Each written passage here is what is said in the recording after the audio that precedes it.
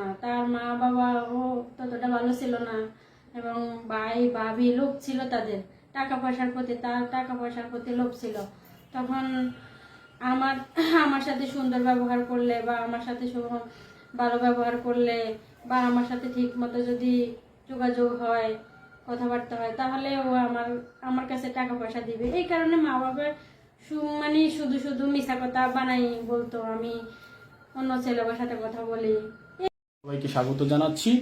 দর্শক, আপনারা জানেন অসহায় দরিদ্র যারা আছে তাদের জীবনের গল্প তুলে ধরা হয়, তেমনি ধারাবাহিকভাবে আজও এক বোনের জীবনের গল্প শুনবো। তো দর্শক, আমরা কথা না বাড়িয়ে সরাসরি তার কাছে যাব। চলুন দর্শক, আমরা কথা বলি তার সাথে। আসসালামু আলাইকুম। ওয়ালাইকুম আসসালাম। আসসালামু আলাইকুম। ওয়ালাইকুম আসসালাম। কেমন আছেন বোন? আলহামদুলিল্লাহ আছি ভালো, আপনি কেমন আছেন? আছি আলহামদুলিল্লাহ ভালো আছি। বোন, আপনার কি নাম এবং দেশের বাড়ি কোথায় একটু বলবেন? আমার নাম শিমুল, আমার দেশের বাড়ি চিটাগাং মুরাদপুর। চিটাগাং মুরাদপুর। জি। পরিবারে কে কে আছে? পরিবারে শুধু আমার আম্মা আছে আর আমি আছি। একটু জোরে কথা বলবেন, এখানে তাকাইয়া, ঠিক আছে? পরিবারে শুধু আমার আম্মা আছে আর আমি আছি। আচ্ছা, আপনার আম্মা আর আপনি। বাবা নেই? না, বাবা মারা গেছে। বাবা কি করতেন? বাবা একটা ব্যাংকে জব করতেন। ব্যাংকে জব করতেন, তার মানে ব্যাংকার। হ্যাঁ। ব্যাংকার, আচ্ছা। আমরা ব্যাংকারের মেয়ের সাথে কথা বলতেছি। দর্শক, আরেকটা বিষয়, পড়াশোনা করা হয়েছে আপনার? জি হ্যাঁ, পড়াশোনা করছি। কোন পর্যন্ত পড়াশোনা করেছেন? 8 পাস করে 9-এ উঠছি, 2-3 মাস ক্লাস করছি, তারপরে বিয়ে হয়ে গেছে। 2-3 মাস ক্লাস করার পর বিয়ে হয়ে গেছে? এত অল্প বয়সে কেন বিয়ে করলেন? এই ফ্যামিলি দিয়ে দিছে বিয়ে, আমি কি করবো আর।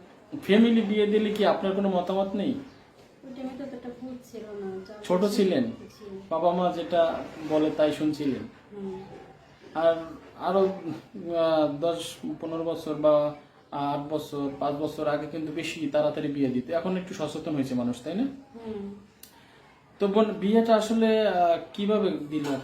আপনার পছন্দে নাকি আপনার পরিবারের পছন্দে? না, আমার পছন্দ না, পরিবারের পছন্দে বিয়ে হয়েছে। পরিবারের পছন্দে বিয়ে করছেন? জি। আচ্ছা, পরিবারের পছন্দে যে বিয়ে করলেন, আপনার হাজবেন্ড কি করে তখন? তখন হাজব্যান্ড বাড়িতে থাকে, বাড়িতে উনি কৃষি কাজ করতো, যখন যেটা পাইতো সেটাই করতো, ঠিক আছে। জি।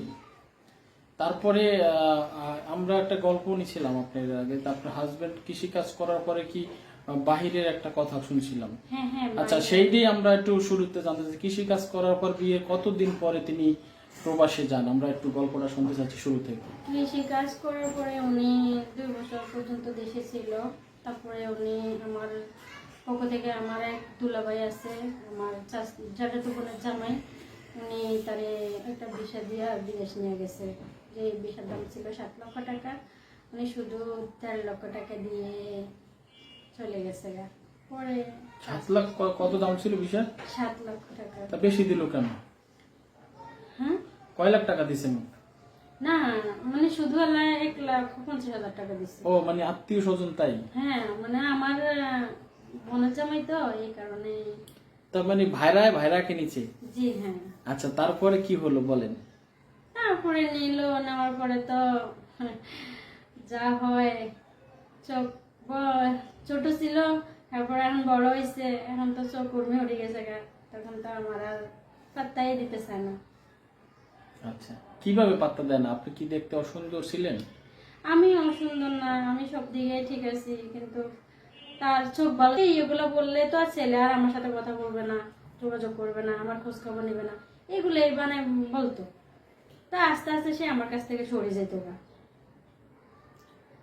সরে গেলে আমি বুঝতাম না, সে যে সরে যাইতো গা, তারপর আমি বুঝতাম না যে কথা বলে না, বলবে সুযোগ পাইলে কথা বলবে। আমিও অতটা গুরুত্ব দিতাম না, কারণ আমার এতটা বয়স ছিল না, বুঝতাম না যে আমার সাথে কথা বলে না, সে বিদেশে আছে, আমার সাথে কথা বলবে না কেন। কিন্তু আমি অতটা গুরুত্ব দিতাম না। এর মা বাবার সাথে ঘন্টার পর ঘন্টা কথা বলতো, কিন্তু আমার সাথে বলতো না কথা। আপনি নতুন বউ, আপনার সাথে কেন কথা বলবেন? আসলে এটা তো অযৌক্তিক এক ঘটনা। হ্যাঁ, আমার কথা উনিও আবার শর্মে মা বাবার কাছে কইতো না যে যে আমার কাছে দিত, আমার কাছে দেওয়ার কথাও কইতো না। পরে তখন যে দেখতো যে হ্যাঁ, মা বাবার সাথে ঘন্টার পর ঘন্টা কথা বলতেছি, আমার কথা বলে না, যে বউর কথা বলে না, পরে সে আমার বাধ্য হয়ে একটা ফোন দিচ্ছে, তো আমিও আমার ফোনে আলাপ করতাম, এর সাথে কল দিত, কথা বলতাম।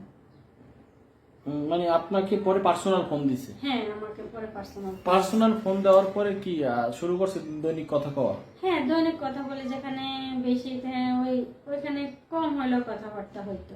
কতদিন ছিলেন তিনি?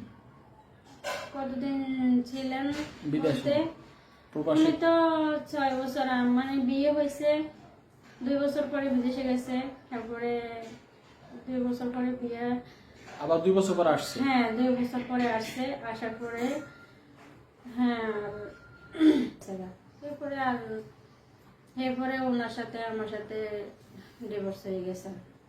মানে আসার পরে কেন ডিভোর্স হলো? এই থাকা অবস্থায় প্রবাসে আমরা অল্প করে শুনছিলাম এর আগে গল্প দর্শক, কিন্তু আসলে এত লং টাইমের গল্প শেষ করতে পারিনি, তাই কিছু আমরা বাদ ছিল সেই গল্পটা তার কাছ থেকে জানতে চাচ্ছি যে আপনার 2টি বছর পর যে হাজবেন্ড বাংলাদেশে আসেন এবং আপনার সংসারে ফিরে আসেন, সেই মানুষটি আবার কেন ভুল বুঝে চলে যায়? এই 2 বছরে অবর্তমানে আপনার জীবনে কি ঘটেছে সেটা আমরা জানতে চাচ্ছি। বর্তমানে মা বাবা ওই যে উল্টাপাল্টা শুধু বোঝাইতো। তারপরে অনেক সময় আমি আমার খাটের মধ্যে বসে থাকতাম, একটা ছেলে হেগু বাইরে, ওই ছেলেটা আমার সাথে কিন্তু অনেক জবরদস্তি করছে। একদিন পরে আমি হের কাছে বলে দিছি যে অবস্থা এমনি এমনি, পরে ওখান থেকে ফোন দিয়ে ওই ছেলেটার সাথে আবার রাগারাগি করছে। মানে আপনার সাথে পরকীয়া করতে চাচ্ছে? হ্যাঁ, তারপরে রাগারাগি কি বলতো? মানে ভাইয়া যাওয়ার পরই? হ্যাঁ, যাওয়ার পরে আমার সাথে কথা বলতে চাইতো, ফোন নাম্বার পায় নাই, সংগ্রহ করছে অন্য মাধ্যমে, তারপরে ফোন দিত, ডিস্টার্ব করতো, আমি ওটা কথা বলতাম না। এরপরে একদিন দেখি আমার ঘরে আসি, আমার খাড়ের কর্নারে বসে রয়েছে। পরে আমি ওখান থেকে আমার রুম থেকে আমি বাইরে চলে গেছি, বাইরে যাই যে আমার শ্বশুর শাশুড়ি। আপনার ঘরে কিভাবে আসলো আমি বুঝলাম না এই বিষয়টা। হ্যাঁ, আমার তো মনে করেন রাস্তার পাশে বাড়ি, গেট খোলা, আমি গেট আটকে রাখলে আমার শ্বশুর শাশুড়ি গেট খুলে রাখতো। ও কি পরিচিত আপনি? হ্যাঁ, পরিচিত, ওই যে আমার আচ্ছা। চাচতো দেবর। দেবর? হ্যাঁ, দেবর, আচ্ছা, চাচতো দেবর। জি বলেন। দেবর পরে হ্যাঁ আসতো, আমি দরজা বন্ধ করে রাখলে হেরা দরজা খুলে দিত, হেরা দরজা খুলে রাখতো, আমি দরজা বন্ধ করলে এরা আমার বিভিন্ন ধরনের গালাগালি দিত, রাগারাগি করতো, অনেক বকাবকি করতো। কারণ কি তারা খুলে রাখতো কেন? হেরা খুলে রাখতো, হে গো অভ্যাস, এরা খুলে রাখবো। আমার অভ্যাস আমি দরজা বন্ধ করে রাখবো, যেহেতু কোনো কেউ যেন না আসতে পারে, যেন আমার সাথে কেউ দুর্ব্যবহার না করতে পারে। হেরা যদি আসে বাইরে গেলে আমি এদেরকে আমার ডাকলে তো আমি খুলে দিব, কিন্তু হেরা আমার সাথে ওরা খারাপ ধরনের ব্যবহার করতো, অনেক খারাপ ব্যবহার করতো। তখন আমি দেখতেছি আমার সাথে খারাপ ব্যবহার করে, শুধু দিনের পর দিনে খারাপ ব্যবহার করে। তখন আমি আর দরজা লক করি না, খোলাই রাখি। একদিন এরকম একটা ছেলে, মানে আমার চাচতো দেবর আসে বসছে, হেরা এগুলোর সাথে জড়িত আছে, কিন্তু আসলে কিন্তু আমি জানি না। হেরা এই ছেলেটার আমার ঘরের মধ্যে ঢুকাই দিই, তারপরে বাইরে চলে গেছে। ওই ছেলেটা ওখানে, আমি ওই ছেলেটার বললাম, এই তুই এখানে কেন আসছিস, এখানে আসার তোর কি দরকার, বাইরে এখান থেকে এখন বাড়া। তারপরে বাইরে না দেখে আমি আমার রুম থেকে বাইরে, ওই যে শ্বশুর শাশুড়ি আছে ওখানে যাই দাঁড়াই রয়েছি।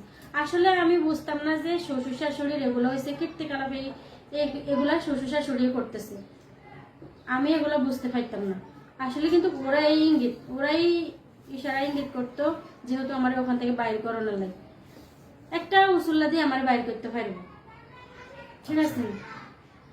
মানে এইরকম ও রেগুলার, হ্যাঁ। মানে এটা কতদিন চলছিল?